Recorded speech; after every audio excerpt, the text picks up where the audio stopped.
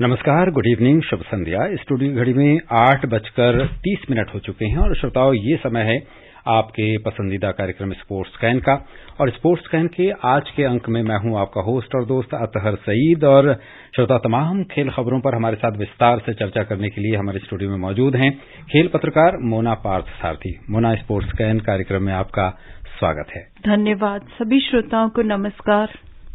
मुख्य समाचार। IPL cricket में इस समय दिल्ली कैपिटल्स और गुजरात टाइटंस के बीच मुकाबला जारी। भारत ने ऑस्ट्रेलिया को पीछे छोड़कर आईसीसी पुरुष टेस्ट टीम रैंकिंग में शीर्ष स्थान हासिल कर लिया है। स्टेफानोस सित्सिपास और दानिल मेदवेदेव ने मैड्रिड ओपन के अंतिम 16 में प्रवेश किया।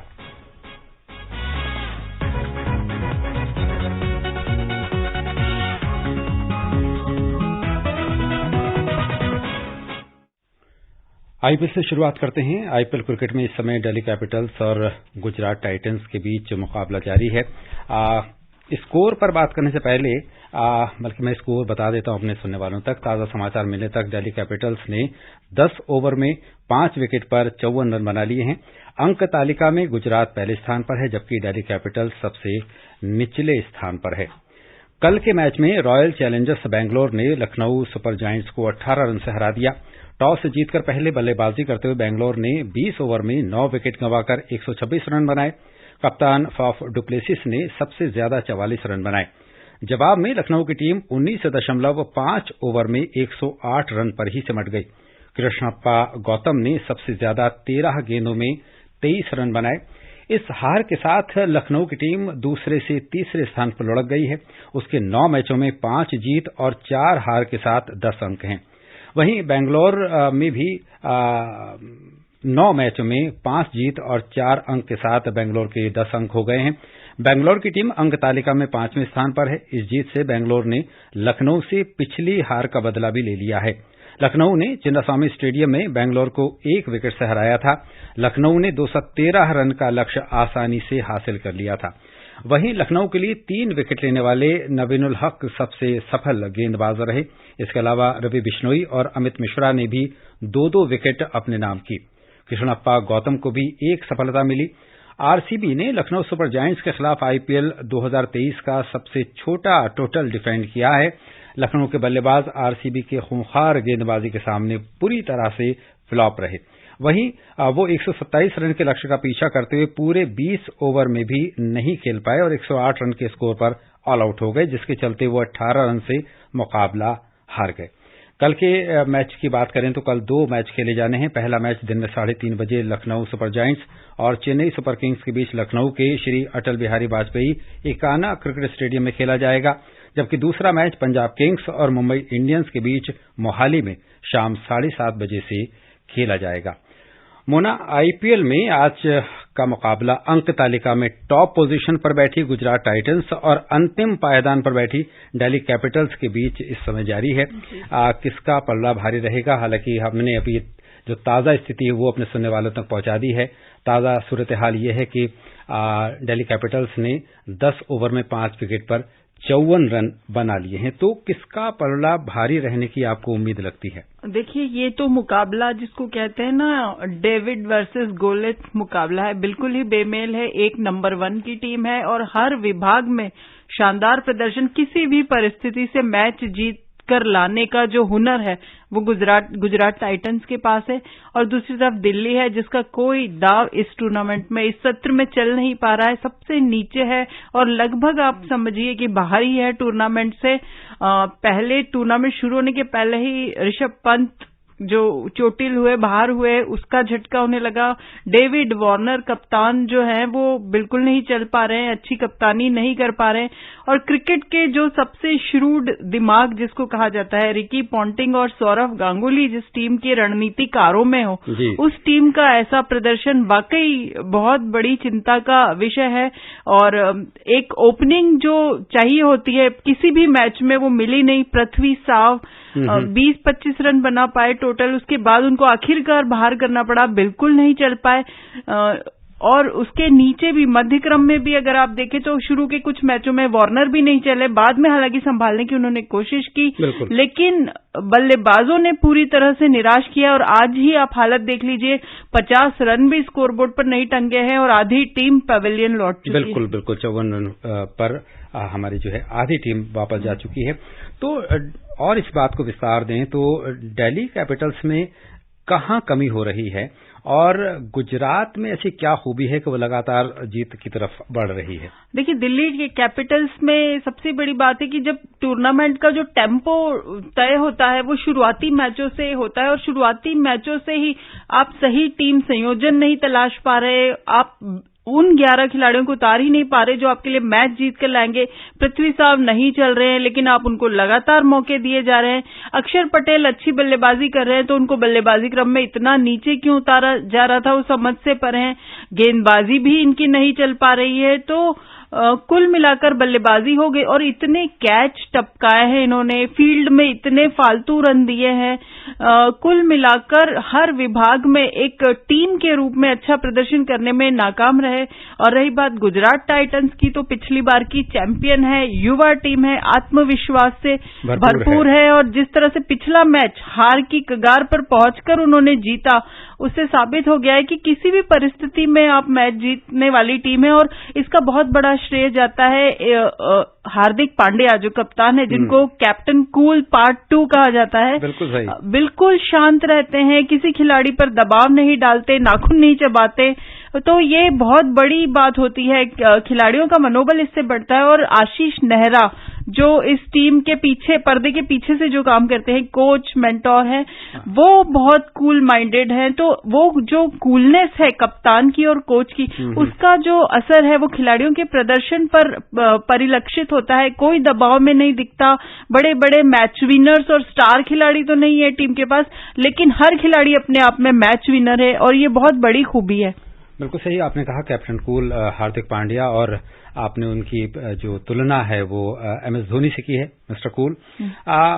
मुना, मुकाबला अहमदाबाद के नरेंद्र मोदी स्टेडियम में खेला जा रहा है, जिसमें टॉस दिल्ली कैपिटल्स ने जीता और पहले बल्लेबाजी अब कर रही है और हालात हमारे सामने हैं कि बहुत ज्यादा अच्छा प्रदर्शन नहीं चल रहा है।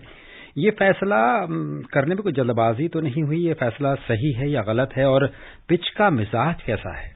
देखिए, पिच तो बल्लेबाजों की मददगार है, यहाँ पर स्ट्रोक्स खेलने में कोई दिक्कत नहीं होनी चाहिए, लेकिन समस्या वही है कि एक तो टीम फॉर्म में नहीं है, आत्मविश्वास बिल्कुल हिला हुआ है और गुजरात टाइटंस का घरेलू मैदान है और ये नरेंद्र मोदी स्टेडियम बहुत बड़ा स्टेडियम है, उसमें खेलना एक अपने आप में अलग अनुभव है।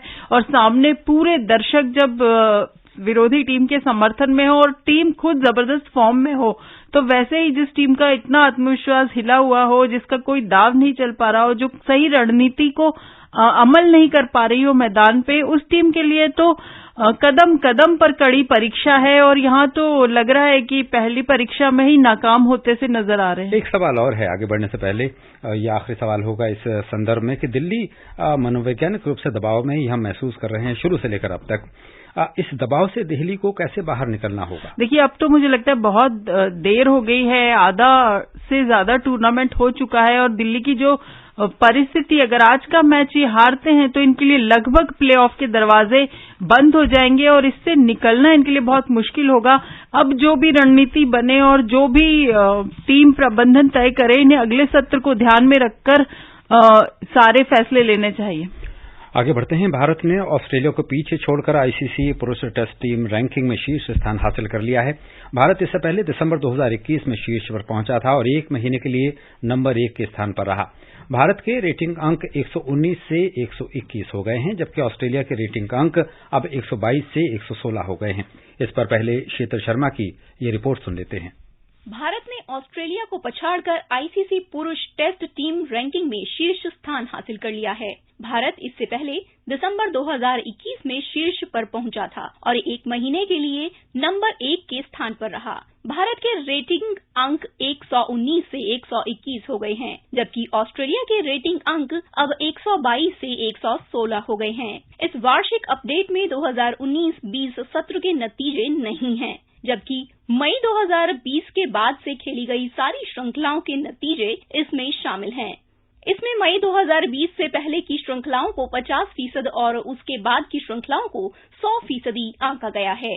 भारत और ऑस्ट्रेलिया विश्व टेस्ट चैंपियनशिप फाइनल में 7 जून को ओवल पर एक दूसरे के सामने होंगे।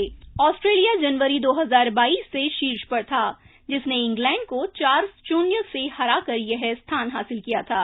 इंग्लैंड तीसरे स्थान पर है, लेकिन उसके और दूसरे स्थान की टीम के बीच अंतर 13 की बजाय 2 अंक का रह गया है। बाकी की रैंकिंग में कोई बदलाव नहीं आया है। 10वें स्थान पर काबिज जिम्बाब्वे को 5 रेटिंग अंक मिले हैं। अफगानिस्तान और आयरलैंड ने भी अभी इतने टेस्ट नहीं खेले हैं कि उन्हें रैंकिंग तालिका में शामिल किया जा सके। उधर पुरुषों की T20 टीम रैंकिंग में भारत ने शीर्ष पर अपनी स्थिति मजबूत कर ली है। दूसरे स्थान पर काबिज इंग्लैंड से उसके 6 की बजाय 8 अंक अधिक हैं। न्यूजीलैंड तीसरे स्थान पर पहुंच गया है। वनडे टीम रैंकिंग की वार्षिक अपडेट 10 मई को पाकिस्तान और न्यूजीलैंड के बीच चल रही श्रृंखला के बीच जारी होगी। बीसीसीआई सचिव जय शाह ने भारतीय टीम के नंबर 1 बनने पर बधाई दी है। उन्होंने कहा कि दुनिया की नंबर 1 टीम बनने पर भारतीय टीम को बधाई। देश और विदेश में लगातार अच्छा प्रदर्शन कर भारतीय टीम का शीर्ष पर पहुंचना टेस्ट क्रिकेट के प्रति उनके कमिटमेंट को दर्शाता है। स्पोर्ट्स स्कैन के लिए शीतल शर्मा।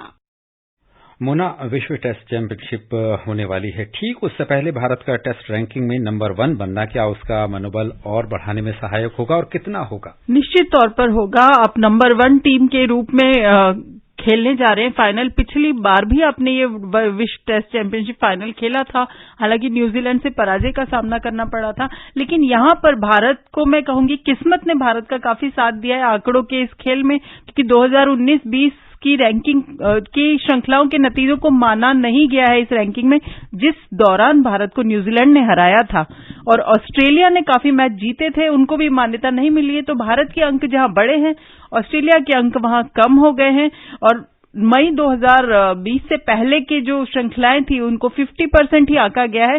तो भारत को यहां किस्मत का काफी साथ मिला है। आगे बढ़ते हैं।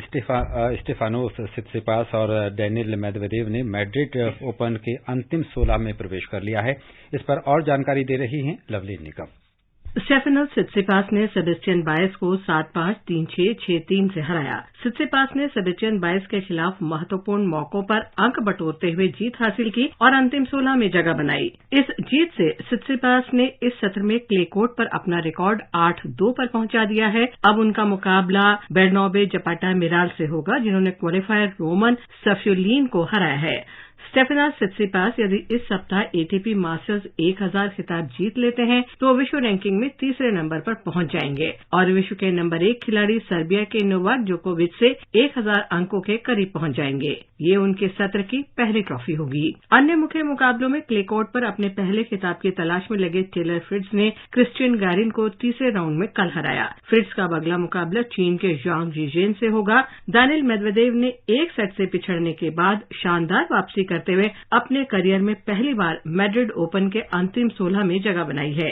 दूसरी वरीयता प्राप्त मेदवेदेव पहला सेट अलेक्जेंडर शिवचेंको से 4-6 से हार गए, लेकिन उन्होंने वापसी करते हुए दूसरा सेट 6-1 से अपने नाम किया और निर्णायक सेट में कड़े संघर्ष में 7-5 से जीत हासिल करते हुए मैच 2 घंटे 42 मिनट में जीत लिया। इस तरह दानिल मेदवेदेव की बात करें तो उन्होंने ये मैच गंवा दिया है, यानी सेमीफाइनल में पहुंचने की जो आशा है उनकी चकनाचूर कर दी कारासेव ने, जो कि अगर उनकी विश्व चैंपियनशिप में उनकी वरीयता देखी जाए, विश्व वरीयता देखी जाए तो 121वें नंबर के खिलाड़ी से उनकी हार हुई है। बिल्कुल, दानिल मेदवेदेव का जो इस साल का रिकॉर्ड था 34 मैच जीते थे और 2-3 मैच ही उन्होंने गंवाए थे और लग रहा था कि मैड्रिड ओपन कभी जीते नहीं है। इस बार खिताब के भी दावेदारों में गिने जा रहे थे, लेकिन क्वार्टर फाइनल में 121वीं रैंकिंग वाले खिलाड़ी से हार गए, उलटफेर का शिकार हो गए।